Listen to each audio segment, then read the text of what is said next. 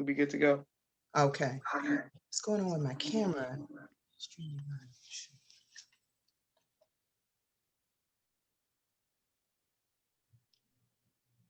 Okay, boom, perfect. And we are live. I want to thank everyone for tuning in to a very special edition of Off the Record on the People's Podcast this evening. We have an incredible guest with us, one who we look forward to getting some information from, as well as some inspiration from, and that is none other than Sister Sherice. Hey, Muhammad, assalamu alaikum, ma'am. Wa alaikum salam, Brother Joshua. How are you? I'm doing fine by the grace of Allah. This means so Good. much to myself, my family, and the viewing audience that you would take time out of your busy schedule to, come on the People's Podcast. I'm honored, Brother Joshua. Really, Yes, I am. ma'am. Okay, so I look forward, even though for those who are watching, Sister Reese, watch me and my sisters, my siblings grow up in Chicago, and we've known you as always, basically our whole life.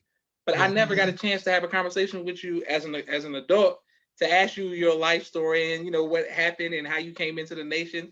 So when did you first hear the teachings of the Most Honorable Elijah Muhammad? Ooh, I remember hearing the teachings in the early to mid 80s. I was hearing about Minister Farrakhan, and I was, born and raised in DC. Okay. So I was hearing about the minister on the news. I was hearing about the minister on the radio, but I had never seen him. At that time, when I was hearing his name, I had not seen what he looked like. Okay. And so I remember some friends of mine, I was in the Marion Barry Youth Leadership Institute. Okay. And there were a number of believers in the institute with us. And for me, that was my introduction to the nation per se. Brother Jackie, shout out to Brother Jackie in Atlanta, Yes, and ma'am. Sister Fatima, Sister Alberta's daughter, and a few other Muslims who were part of the Marion Barry Youth Leadership Institute. And we would meet at the Blackburn Center on Howard University's campus. Mm-hmm. So for me, that was my introduction. And then, of course, there was Pyramid Bookstore, which was up the street, up on Georgia Avenue. And I would go in and get books. And I would see pictures of the Honorable Elijah Muhammad in there. And I would check out his books and all of that.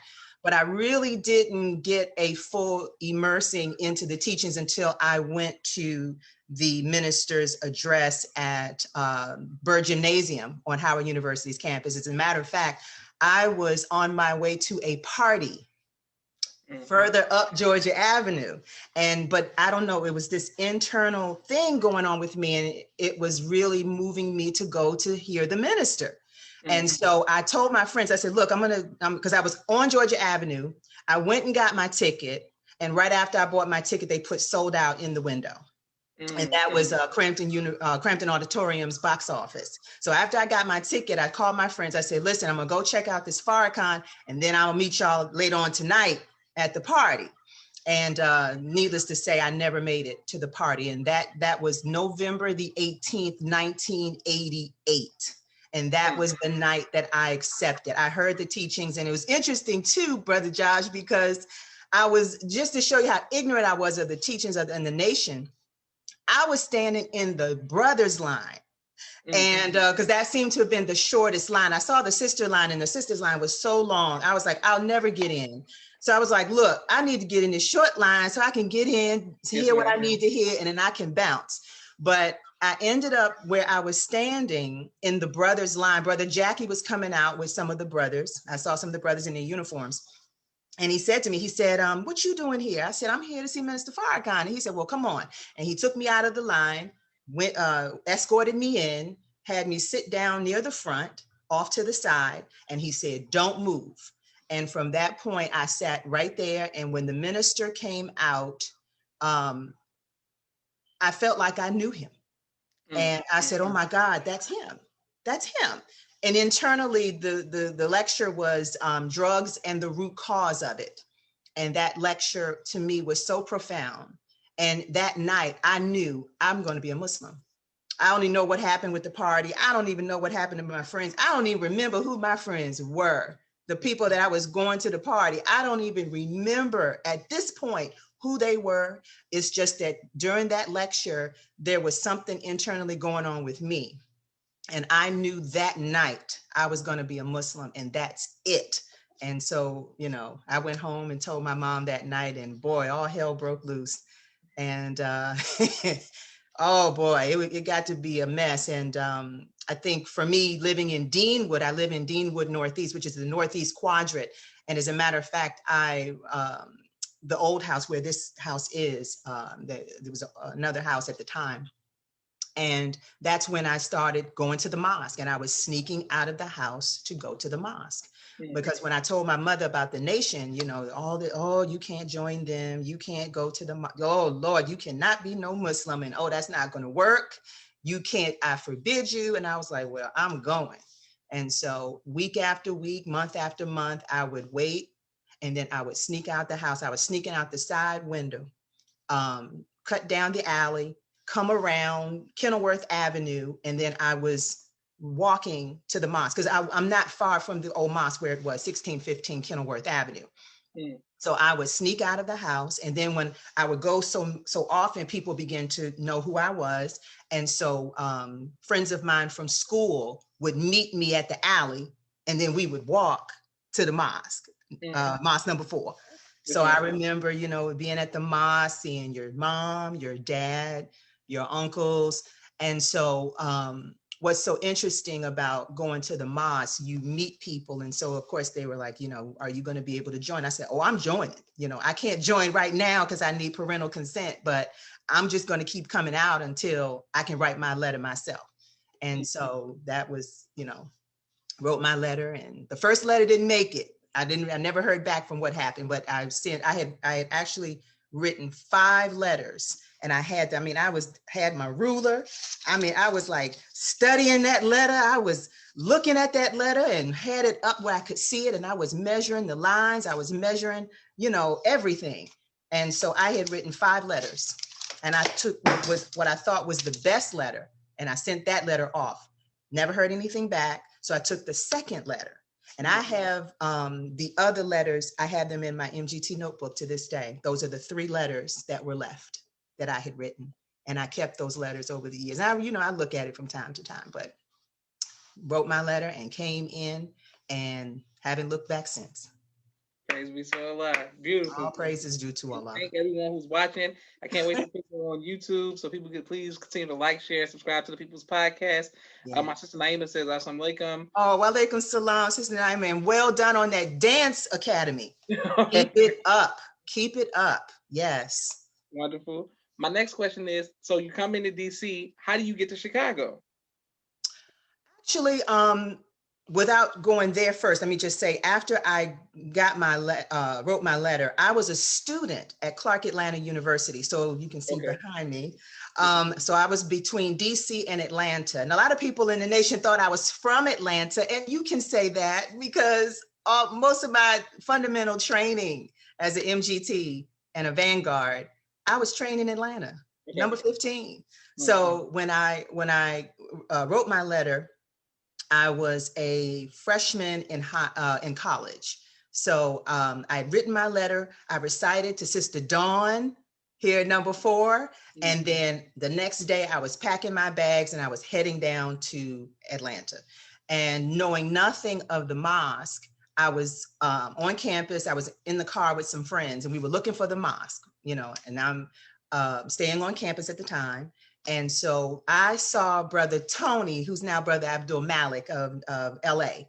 He was the youth minister in the nation at that time. And he and Sister Hadia in Atlanta were on Morris Brown's campus, Morris Brown College. And I saw Brother Abdul Malik. It's so difficult because I keep wanting to say Brother Tony, but he's not that anymore. But at that time, he was Brother Tony, and he was soldiering on Morris Brown's campus. And I was like, stop the car. I done found the mosque. So I'm jumping out the car, like, let me out.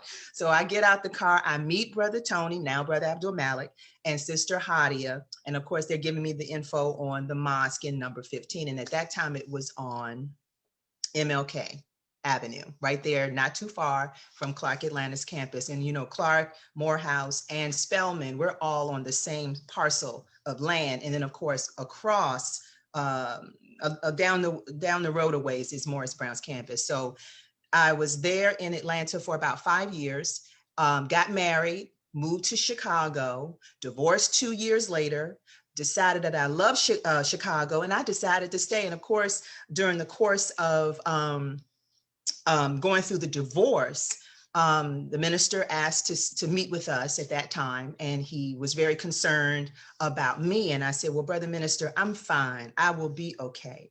And he was just concerned that, well, sister, are you going to be able to make it on your own and by yourself? And I said, oh, yes, sir, brother minister. It's all, look, that's on lock. And I said, I know you got bigger things to worry about. Please don't worry about me because I'm going to be just fine. And I said, I really do like Chicago and I want to stay in Chicago. And that's what I did. And I ended up staying in Chicago for 15 years. And I loved Chicago, and I've considered Chicago my third home. DC's first, Atlanta's second, Chicago is my third home. Oh, okay. So that's how I came to Chicago. Okay, yes, ma'am. Praise be to Allah. I'm writing on the caption on Facebook, Sis Sherice from Chicago. Like, that's why I know you.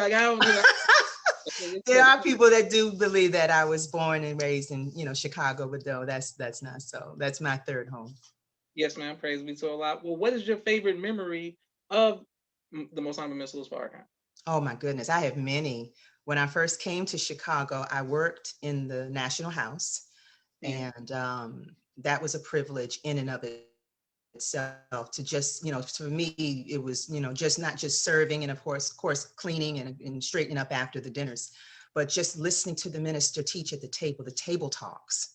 So that's just being able to hear that, taking those mental notes and just remembering. But I do have one memory of, that does stand out. And I couldn't wash the dishes because Sister Gracie, may Allah be pleased with her, Sister Gracie, that water was so hot in that sink, I couldn't even get my hands down in that water.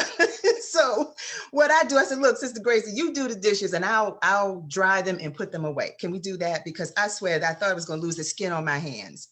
But she could reach down in that hot water and wash those dishes. I just couldn't take it. So that was our agreement. She would wash and then I would dry and put them away. So the minister was entertaining so many people at the table. That's a lot of dishes and it's a lot of, glasses. And so I'm turning the radio up because I'm going to be here a while. And I want to make sure that I dry all the dishes and put them away. So I'm in the mix of doing my work, some songs came on the radio and, you start getting into the groove and you start dancing and enjoying your work. And then of course I hear, and I was like frozen and I turned around and the minister's kind of jovially mocking me and how I was dancing when I was doing my work. I said, oh, brother minister, I didn't mean to. He said, oh, no, you're doing fine. You're okay. Go on and do what you're doing.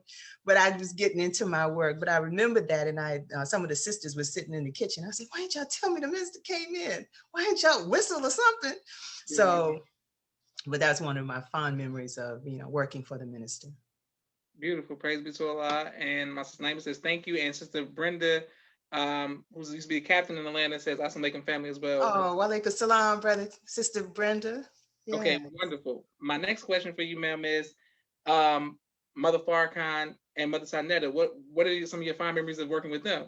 I have many of Mother Farrakhan and Mother Tynetta.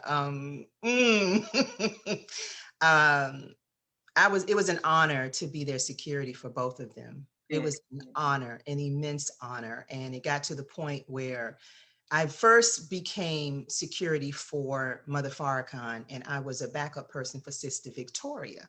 And Sister Victoria was the go-to. When I first moved to Chicago, she was sort of my sister that I would look to continue my learning of security.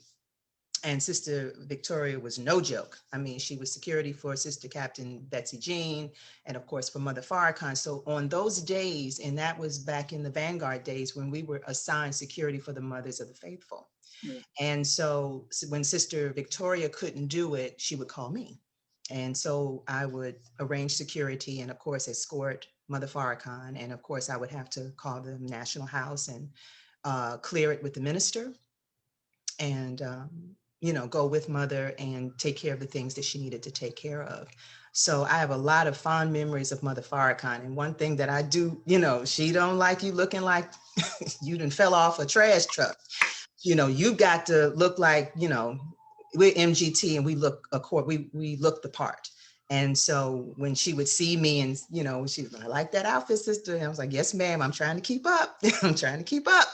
Because you can't be raggedy and you can't be, not look like you represent who we represent. So so after that, then of course we became more robust in how we would secure Mother Farrakhan, and then that became the Vanguard captains and her assigned security. So it has grown over the years, but I'm talking about the early 90s, the late 80s, early 90s. We were doing that for Mother Farrakhan, and then of course after Mother Farrakhan, I became somewhat of a staple security for Mother Tynetta. And Mother Tynetta, mom, something else. I mean, what I've learned walking with Mother Tynetta, I'm a student. I take my classes seriously. I took them seriously at Clark Atlanta. My Vanguard classes I took very seriously. So Mother Tynetta, I learned how to be a student on another level with Mother Tynetta. From wearing sneakers with my uniforms in the woods, investigating, studying. I mean, Mother would give me a call, sister, I'm ready. I'd like to go to, we're going to the Baha'i Temple. We're going to this museum. And then it got to the point where I would say, Mother, I was in the newspaper and I saw this exhibit's going to be at the Field Museum, or this exhibit is going to be at the National Geographic's Museum. And, well, you want to go, or I'm getting tickets. You want me to, get you a ticket. So I'm sorry, let me get this camera. So, the study, I learned so much from Mother Tynetta, just awesome student. And that's where I learned, on another level, the study of the teachings of the Most Honorable Elijah Muhammad. And that's one of the things. There are many. We'd be here forever if I was talking more about, what I've learned from Mother. So. Okay, great. Yes, ma'am. And thank you once again for your testimony. And I want to thank you on behalf of myself, my family, and the viewing audience for your sacrifice and the sacrifice of your family, Sis Sherice, as well. Oh, all praises due to Allah, because we don't sacrifice without reward. So Allah has so blessed me. And so I thank him so much. The two follow-up questions I wanted to ask you. Sure. What advice would you give to sisters who, as far as how to, be feminine and dress fresh and all of that, to be around the Mother Farrakhan, like to make sure that like the younger sisters coming up, they don't make the mistake of not, being together. What advice would you tell them? Continue to study who you are, because when you know who you are, you conduct yourself accordingly. We don't just dress well for aesthetics. We dress well because we know who we are and we deserve the absolute best. That's what slavery stripped us of, the knowledge of who we are. Mm-hmm. And so what I've learned from Mother Tynetta, Mother Farrakhan, is you are in the classroom to reclaim your own. That was starting with our letter. I desire to reclaim my own, and I desire a name from thee. I want to come back to myself. So once you know who you are, you will settle for nothing less than the best. Beautiful. Praise be to Allah. Okay, great. And my sister Miriam says, Assalamu alaikum. Oh, walaikum salam, Mimi. Okay. My next question for you, ma'am, is during your time of your first home, DC, this is like during the crack era of the 80s. Ooh. Second home, Atlanta, was rough, I guess, in the 90s. Third, come to Chicago. Has there ever been a time that you were faced with fear? And absolutely. How did you overcome your fear?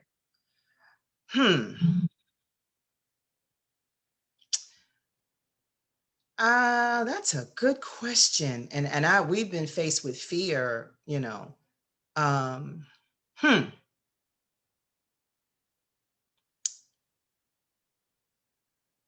Wow. Give me a minute. Can we come back to that question? Because I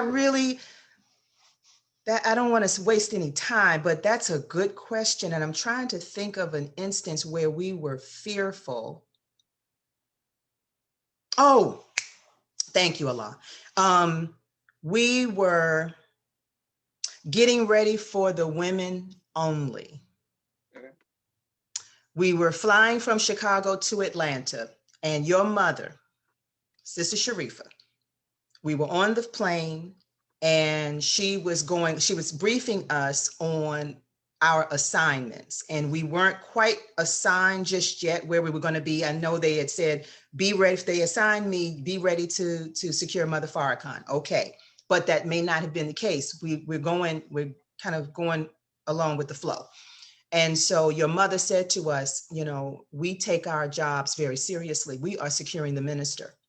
And at that time, we had just finished taking our exams and Vanguard exams. And your mother pulled me aside. She said, Sharice, did you know that you scored the top score nationally? And I was like, what? And she said, yes. She said, so we're getting clearance for you. You may stand guard for the minister. So I was in two groups. I was with the sisters who were going to stand guard for the minister, honor guard for the minister. And then I was also in another group for the Mothers of the Faithful, Mother Farrakhan, Mother Tynetta. So I was kind of 50-50, could have gone either way. Yes, so we were in a room, we were on the plane.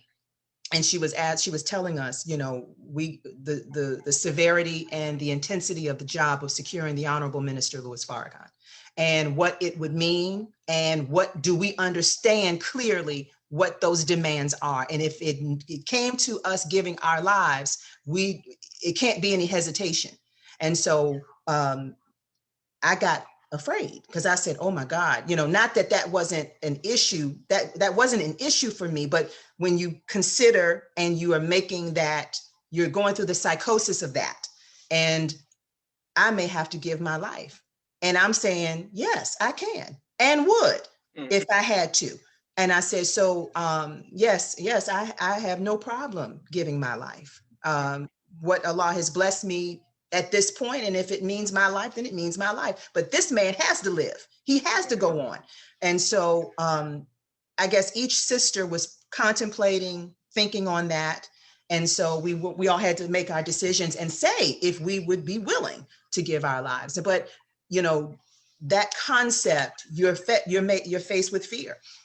And then of course, when you're in motion, the minister is in the room, you're getting ready to go on, you're moving in symmetry with him and Mother Farrakhan, because of course, anybody stupid enough to try, they would go after him or Mother Farrakhan. And we knew what comes with that territory. And if it meant our lives, then it meant our lives. But also too, if it means killing, then we'll do that too. So don't let it fool you.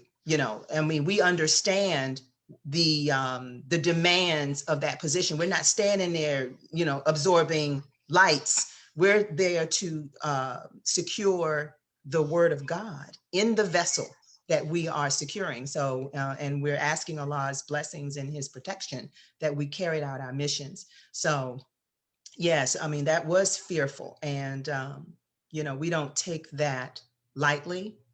And we only, pray that Allah would use us and bless us to accomplish the mission. Praise be to Allah. Beautiful, beautiful.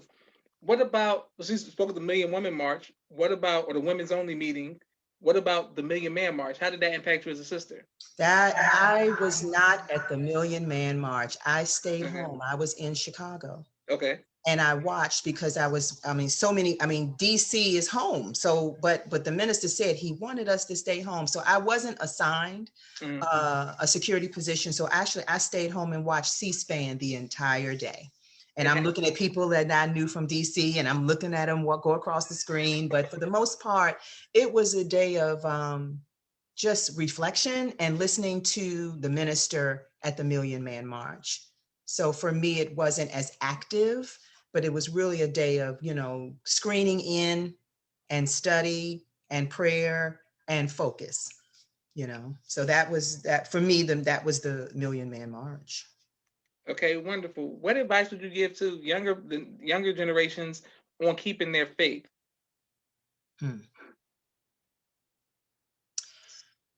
One's faith is really between them and Allah. You have to guard your faith, even in moments of uncertainty. where you are, you know, we have to guard our faith when we're going through trial. For me, the minister and how he has taught us over the years, he has shown us how to go through trial, because that's when your faith is tested, and you can either jump that hurdle or you can miss the hurdle. I would only say to younger Muslims, believers, you have to guard your faith. Even when you don't understand, when it doesn't seem fair, when it doesn't make any sense, that's the time to guard your faith, because Allah is ever present. And I always have to tell people, you know, when you're going through trials, it's always good to go back and review even how you thought through the trial, because that's where you can improve the next time. I know for me, I like to journal. I journal all the time. And a lot of times when I'm journaling and I go back to it a week later, a month later, and I found journals that I've come back to over the years, I can actually study and note my growth. And so I would say to believers, you know, prayer, and know that Allah heard you and he's going to answer you if he doesn't instantaneously answer you. But I also pray, bless me, Allah, to know your answer when it comes. Because sometimes you pray for things and it comes and you don't recognize, excuse me, that was your prayer. You asked for that. And then you know, it's like, oh yeah, I did ask for that. So don't forget your prayers. Yes, know what you asked for and ask Allah to bless you to know and recognize the answer when it comes. Beautiful. Excellent answer. Okay, we have a few more questions for you. Praise be to Allah, but we have a quick 60-second commercial break. All right, gotta pay the bills. For all of the sponsors of the People's Podcast, I want to thank everyone who has been a sponsor and a donor this season of the People's Podcast. Thank you all very much. It all adds up, and it matters to keep the show and its content going. Thank you all very much. If you would like to be a sponsor or donor, please cash app the People's Podcast. My brother Rashad, Street Premier Media Production. He has a 4K camera and a drone. He does television and film editing. Please reach out to him if you need any of that done. My sister Miriam, ABC I Love Me children's book and coloring book, both of which are available on Amazon. Make sure I go get those. My sister Naima, Stay On Point Dance Academy, LLC. She teaches ballet virtually to young girls all across the country. And right here in Atlanta, Georgia, in the studio, we love our tiny dancers. MTS Car Bros, any make, any model, any year, 30 to 50% off. They'll ship cars to you and vehicles to you anywhere in the country. Thank you very much. Raw Communications, if you are writing a book and you need some copy editing, project management, content development, media relations, and consulting, please reach out to Raw Communications. She does an amazing job. That is our sister Rashida Rafat. The Elevated Places School in Houston, Texas, where I am, what God says I am. They do an amazing job of raising young kings and queens. Great job with Sister Melba Muhammad out of Houston, Texas. Sister Asiatic Minds with Sister Sherry, an online school. If you don't want to send your children back in school with the mask or whatever the complications may be across the country during the pandemic, you can go to school online, asiaticminds.com. Thank you very much. We're coming right back to Sister Sherice A. Muhammad. Bow ties from Brother Kenneth. Brother Kenneth, he'll ship bow ties to you or anywhere in the country. Thank you very much, bow tie maker extraordinaire. Our sister right out of Atlanta, right here in Atlanta, Sister Shireen, agrichild.com. Choose Life, Agrichild. She does amazing books. Why I Wear My Headpiece, Seed of Greatness, whatever you need, reach out to Sister Shireen at agrichild.com. Dr. Henry M. Carter, right here in Atlanta, Georgia. King Henry's Turkey Legs. Brother Rashad Muhammad of Chicago, COVID-19 Disinfecting Cleaning Services. Also, my father's book, A Soldier Movement of Christ, abdulsharif.com. And last but not least, my two books, Cleopatra, which is a children's book, and No Father, No Excuse, both of which are available on Amazon. Thank you all very much. Right back to Sister Sherice. Boom. Beautiful. Wow. Okay. Brother John. Oh, thank you very much, ma'am. Okay, my next question is, what has been your greatest trial in your tenure in the nation? How have you overcome that? Wow. My greatest trial was going through divorce. Mm. That was my greatest trial. And I have to say, with all sincerity, that was an angry period in my life. But I want to say that was a time where it was a lot going on, Mm. a lot going on. And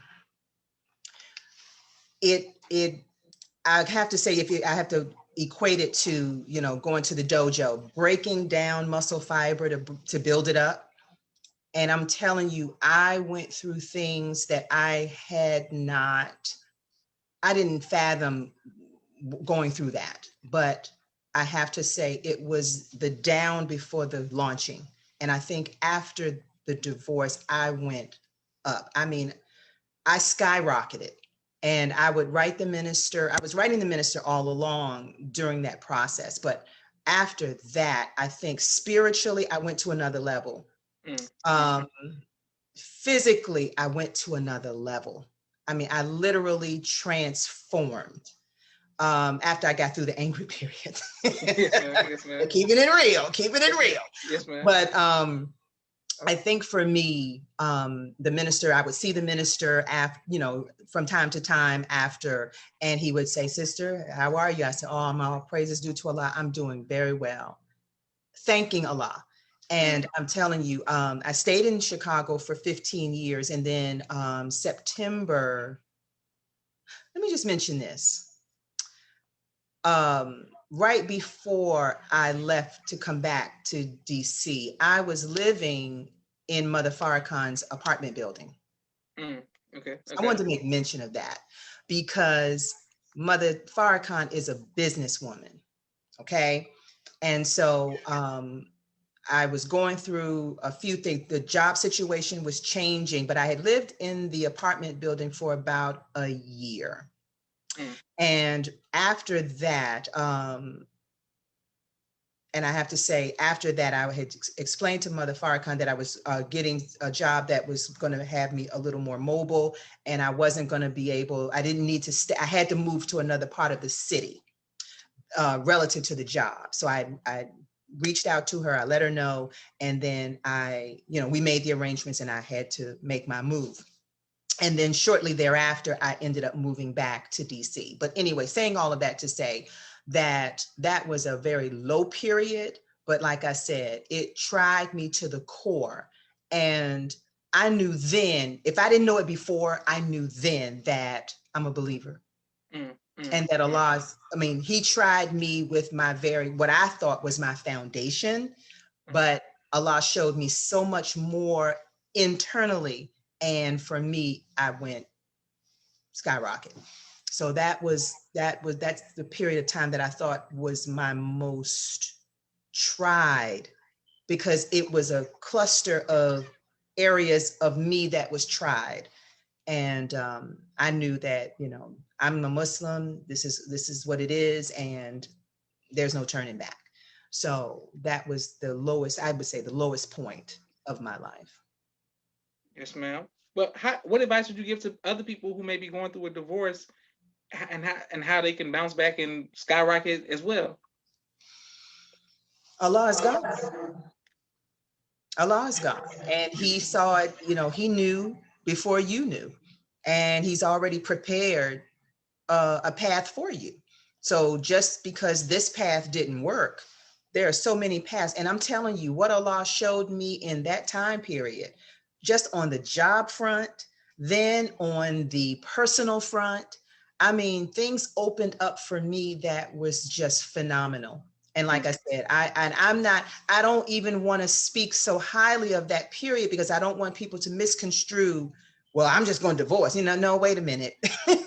Divorce was for me at that time, Yes, and there were circumstances that were to me unavoidable.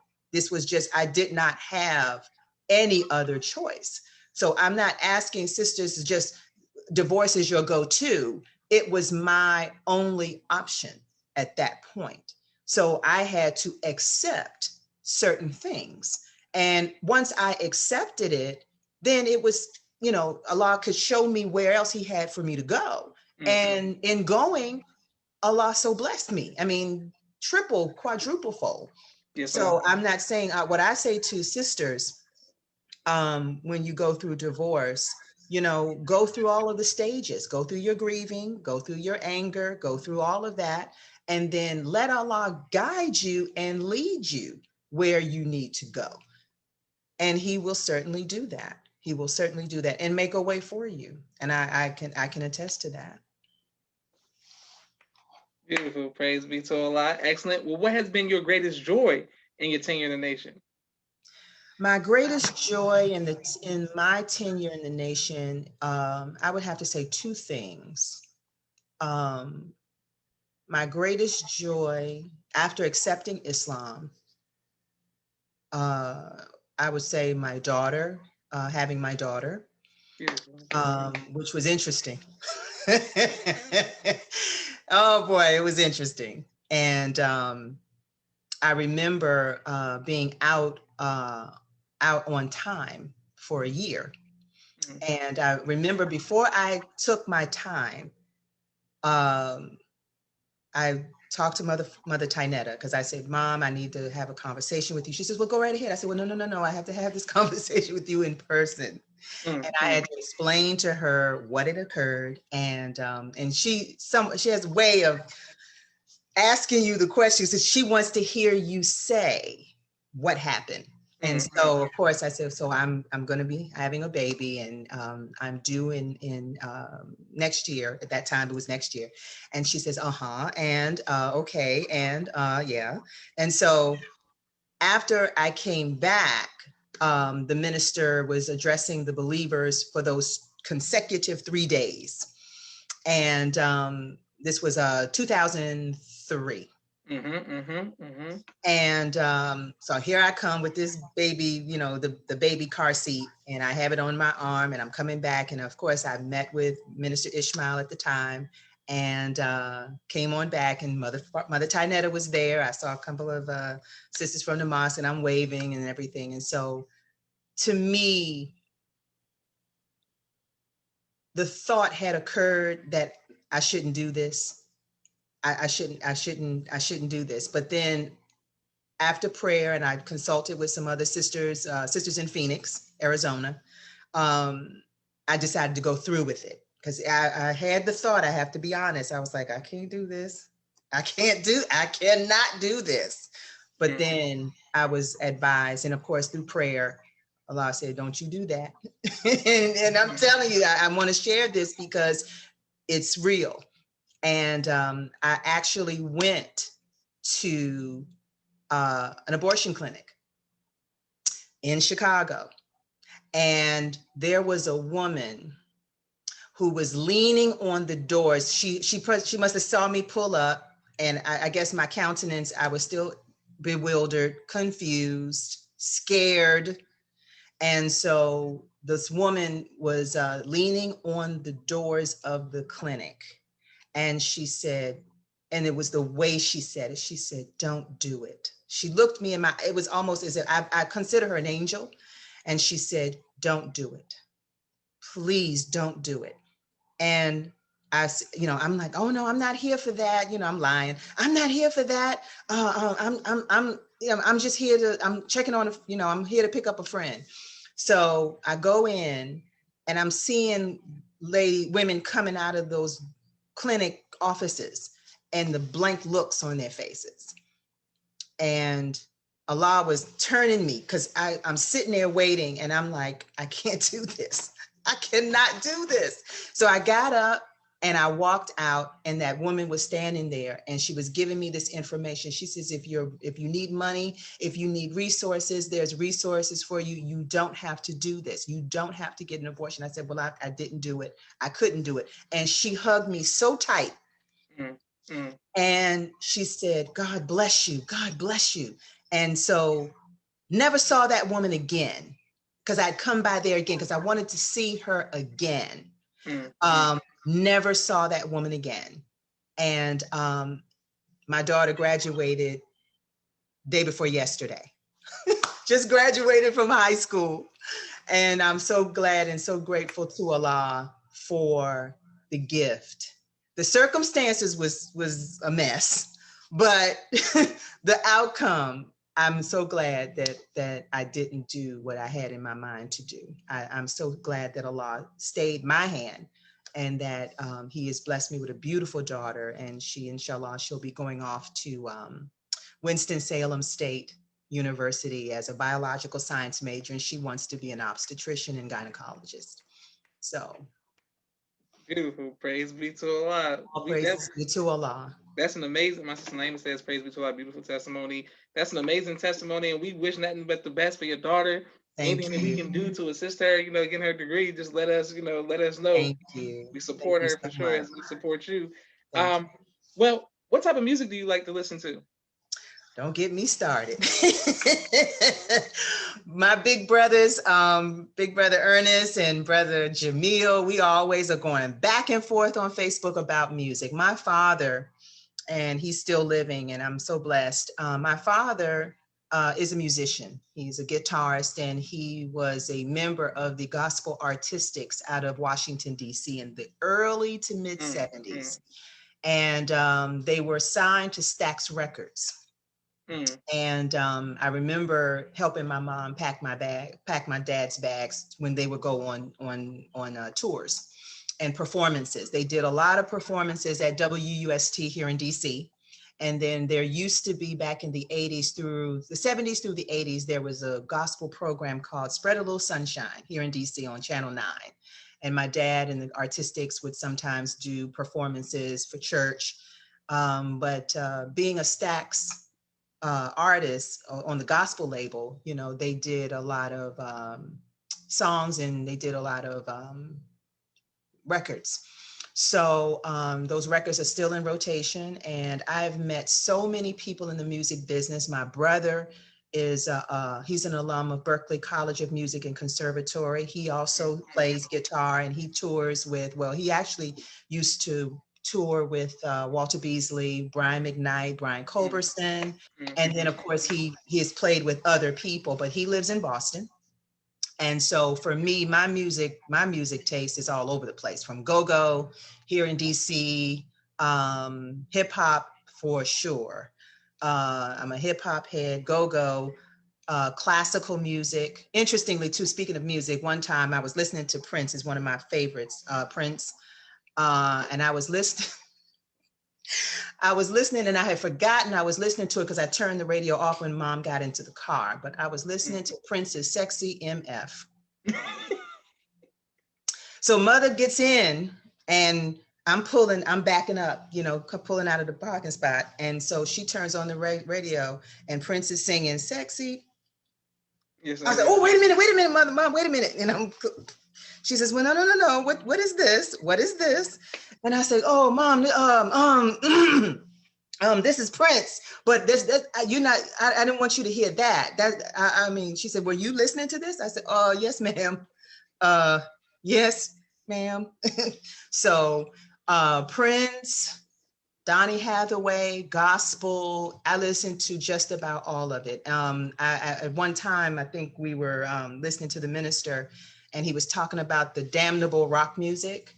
And I was like, he's looking through me, because I was listening to some Rolling Stones and some Kiss in the car. And I had to get rid of those CDs, because he said, and you listening to that damnable rock music? And I'm looking around like, oh my God, I got it in the car right now. Okay, I'm done. Yeah. I said, yes, sir. I'm saying it in my head. I'm like, yes, sir. I'm getting rid of CDs. I'm getting rid of the CDs. As soon as I leave here, the CDs are going in the trash. So yes, I was, vast listener of a lot of music, Raul de Silva, Brazilian music, world music, hip hop, classical, easy listening, jazz, blues, gospel, everything. I listen to it all. Wonderful. Yes, ma'am. Will you ever write a book on your personal life? I don't know. I hadn't thought about it. I didn't think, write a book about myself. Okay, who'd buy it? I'm just saying, I hadn't thought about it, but I might give it some thought. Maybe one or two people will buy the book, but I guess I could write a book, maybe. You'd be surprised. No. You'd be surprised. Yes, ma'am. Okay. If you can meet God face to face, and you could ask him any question, what would you ask him?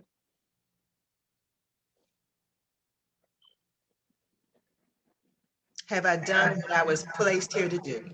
Mm, mm, mm, I would ask him, because I'm doing a lot of things. I have done a lot of things in terms of what I thought I might be here to do. mm. In terms of profession, in terms of skill sets, that, because I mean, I'm a constant study, what I like to do, what I'm drawn to, but you never really know why you're here. So if I were to meet Master Farrakhan Muhammad in person, I would have to ask him, did I or have I done what you have placed me here to do? And if not, then would he tell me why I'm here? Mm. I think that would be my question, if I haven't already, or on the path to achieving why I'm here. I would want to know, why am I here? Excellent. Yes, ma'am. And what do you think that he would ask you? I don't know. I don't know what he would ask me.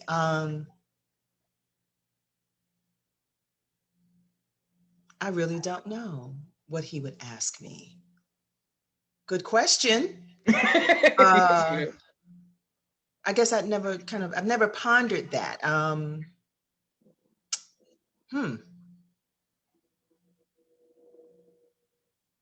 I really don't know what he would ask me. Hmm.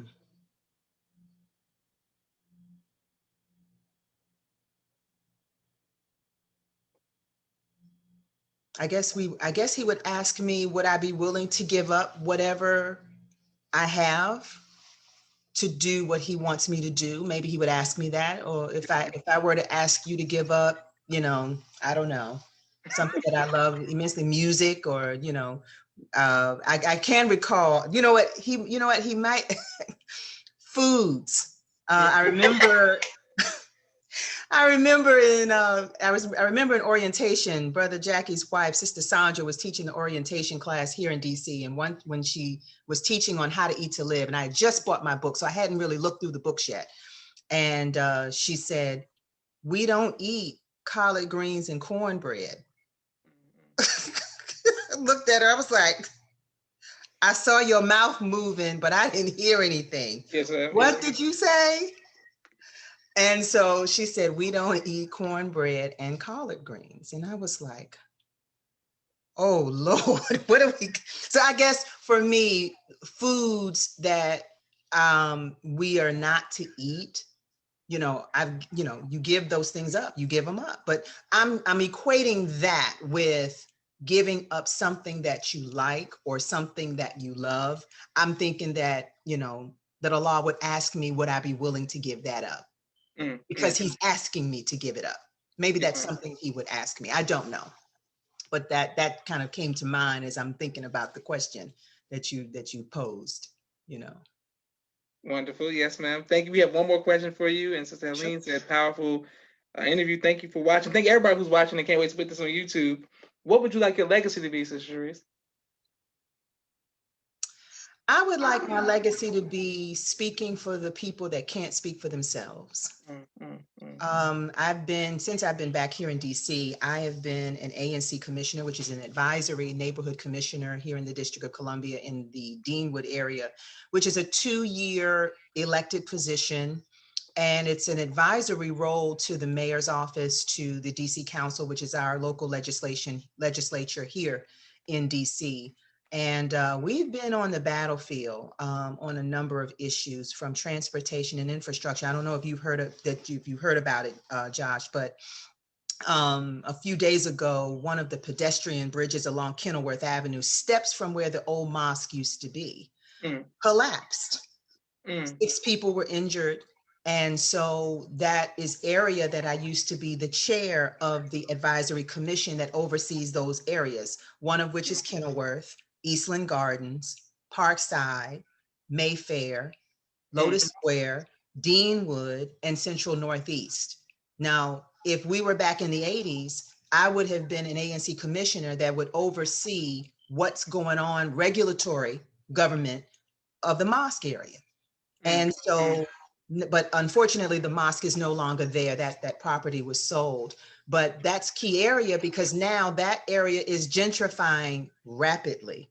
So for me, my legacy in DC thus far, and I'm 12, 15 years in, and I would want my legacy to be fighting for our people, making sure that we're watchmen over the house, over the communities. You know, our people are trying to keep out COVID, trying to maintain a home, food on the table, clothes on their back, education for their children. So they don't have time to do some of the things that those of us who are blessed, that Allah has favored and blessed, then we have a job to do. And that is watching the developers that come into our communities. We have to watch the policies of what's going on, the neglect that's going on, the allocation of money that's being rerouted and going elsewhere rather than to the vulnerable families and communities that need it. So for me, if you were to ask me what I hope my legacy would be is to, go downtown and fight for our people, for our communities, that we have every advantage of the tax dollars that everyone else seems to have.